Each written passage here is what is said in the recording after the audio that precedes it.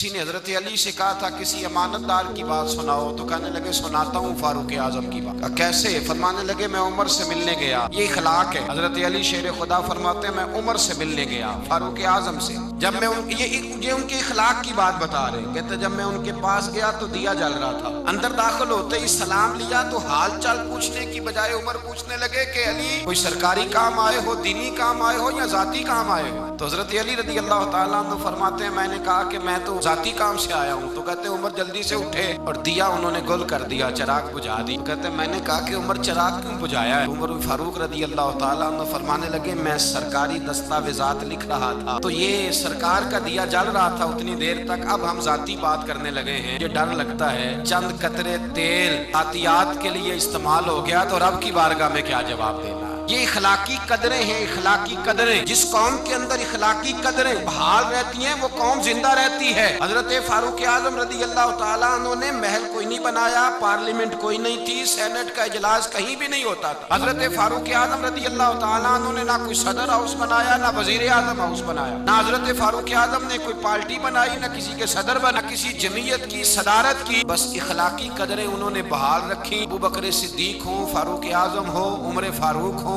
हजरत उस्मान गनी हो या मौला अली हो, इनके इखलाक और किरदार जिंदा हैं तो ये लोग कयामत के बाद भी जिंदा हैं। इखलाकी कदरें जिस कौम की जिंदा रहे, जो इखलाकी तौर पे मर जाए इखलाकी तौर पर। हजरत फारूक आजम रदी अल्लाह ताला अन्हु माले गनीमत। हजरत उस्मान कहते मैं छत पे खड़ा था तो एक आदमी को देखा, दोपहर का वक्त है, सख्त शिद्दत की धूप चमक रही, नंगे पांव एक बूढ़े को देखा, ऊंट हाँकता हुआ आ रहा है। मेरे दिल में ख्याल आया इस बूढ़े को मशवरा देता हूँ, इस बूढ़े को मशवरा देता हूँ कि जनाब छोड़ दें ये आप इस उम्र में किस चक्कर में लगे हुए हैं, दुनिया सो रही है आप भी सो जाएं। कहते मेरे दिल में ख्याल आया कितना हरीस बूढ़ा है।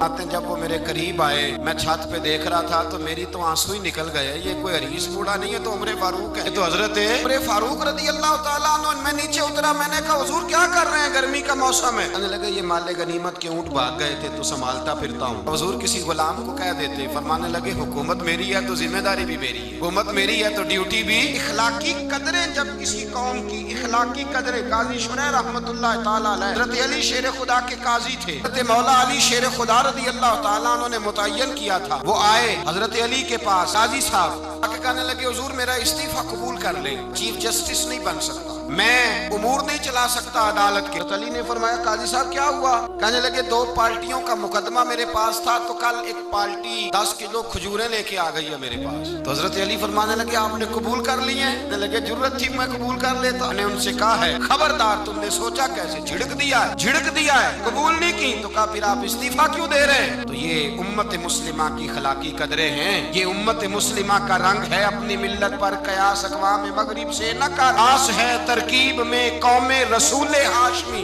कदरें हैं मिल्लत इस्लामिया की। हाजी साहब कहने लगे हुजूर उन लोगों ने मेरे बारे में सोच लिया है कि मैं रिश्वत ले सकता हूँ, वो सोच लिया है कि मैं पैसे पकड़ लूंगा, 10 किलो खजूरें ले आए। जिसके बारे में कौम सोच लेना कि रिश्वत ले सकता है, सोच भी ले, बंदा काजी बनने के काबिल है, काजी बनने के काबिल नहीं होता। लिहाजा उन्होंने चूंकि सोच लिया है, लिहाजा अब मैं अपने इखलाक को इतना बुलंद नहीं जानता कि मैं कुर्सी अदालत पर बैठकर मुकदमे को जागे सोचे, इस पहलू पर गौर करें। कटती हुई कदर कटती हुई और टूट कर बिखर गया सारा इखलाक, बरान से लेकर पियन तक। इस मिल्लत का रोना ये नहीं कि यहाँ सदर करप्ट आया है, वजीर आजम गलत आया है, विफाकी वज़रा बुरे आए। इस कौम का रोना ये है कि रेडी वाले के पास फल लेने जाओ तो सामने भले भले लगा लेता है और पीछे वाली साइड पे वो छुपा के बुरे फल लगा लेता है। इस कौम का रट्टा ये नहीं है कि इस कौम के अंदर है वो लोग ब्यूरोक्रेट थे, दौलतमंद थे, उन्होंने लूटा है। तो हाल ये है कि स्कूल के अंदर जो पढ़ाने वाले असातिज़ा और इलाज करने वाले डॉक्टर हैं वो अपनी ड्यूटी को इतनी तवज्जो नहीं देते जितने अपने प्राइवेट इदारे और एकेडमी को तवज्जो दे। इखलाकी कदरें जिस कौम की पामाल होती है, मेरे रसूल पाक सल्लल्लाहु ताला अलैहि वसल्लम ने फरमाया याद रखो अगर तुमने अपने इखलाक सवार ली और तुम में से जिसका इखलाक सबसे अच्छा हो गया, उसकी आदतें संवर गई, हुजूर फरमाते हैं रब उसे दिन को रोजा रखने वाले और रात को तहज्जुद पढ़ने वाले से ज्यादा अच्छा अजर अता फरमाएगा। इसने अपने इखलाक को अच्छा कर,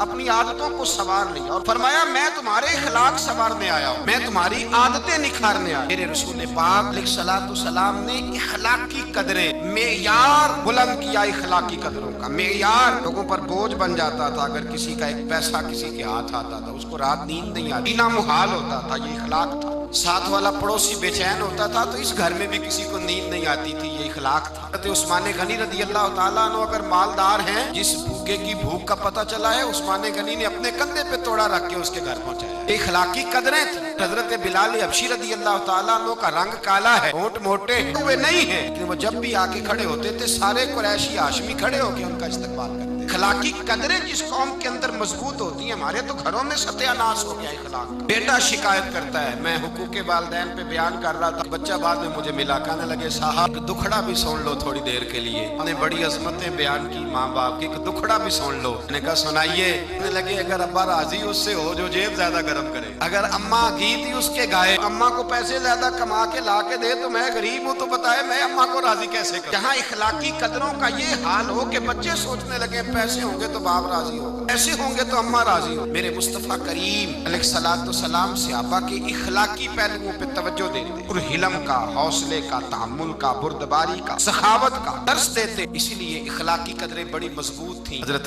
सैयदना बिन ज़ैद बीमार हो गए। इमाम हुसैन को किसी ने बतला कि मेरे रसूल पाक का गुलाम बीमार हो गया है। हजरत इमाम हुसैन तीमारदारी करने गए, कदम रखा, उसामा हुजूर के महबूब थे, कदम रखा कमरे में, जनाब उसामा ने इमाम हुसैन का चेहरा देखा तो चीख ही निकल गई, तड़प के रोए, कहने लगे मेरी मौज नहीं लग गई, हुजूर के जलवे मुझे नजर आ गए। इमाम हुसैन अंदर दाखिल हुए तो जनाब उसामा बिन ज़ैद ने बाजू पकड़ा और सीने पे रख लिया। हजरत उसामा बिन ज़ैद तड़प के रोए। इमाम अली मकाम कहने लगे भाई रोते क्यों हो, बात बताओ। कहने लगे दुनिया छोड़ रहा हूँ पर 80 दिनार का कर्जा है, कोई भाई ना कोई सज्जन ना कोई दोस्त, असी किसी दे कुछ भी नहीं लगते ते ना कोई साडा दर्दी है कोई नहीं। सोचता हूँ कब्र पे बोझ लेके जाऊंगा, फिर क्या लफ्ज है क्या हुसैन है। लगे हुसैन आज अगर मुस्तफा करीम हयाते ज़ाहिरी में होते तो मैं जाके बाजू थाम लेता, कदमों में बैठ जाता। मेरा रसूल तो गैरों के भी बोझ उठा लिया करता है। इखलाकी कदरें देखिए। इमाम हुसैन फटाफट उठे, भी साथ था, गुलाम भी साथ थे, अब कुछ हो सकता था। हुसैन उठे गए, अपनी चादर में 80 दिनार डाल छुपाए और लेके आए, आके हजरत उसामा बिन ज़ैद को दी। और पता क्या फरमाते हैं रात आए थे 80 दिनार, मैं कह रहा था मुझे तो जरूरत नहीं, पता नहीं रब करीम ने किसका नसीब मेरे घर भेज दिया है, मुझे तो हाजत नहीं थी, ये तो तेरे पैसे थे जो मेरे घर थे, मेरे रब ने ड्यूटी लगाई कि जा उसे दे के आ। इस कौम के अंदर इखलाकी कदरें बेदार होती, जिस कौम के अंदर इखलाकी कदरें बेदार होती, कौम का अंदाज बदल जाता है, कि रवैये तब्दील हो जाते हैं। रसूल पाक सल्लल्लाहु अलैहि वसल्लम ने फरमाया अल्लाह इखलाक को सूरत देता तो सबसे अच्छी सूरत अल्लाह इखलाक को अता फरमाता।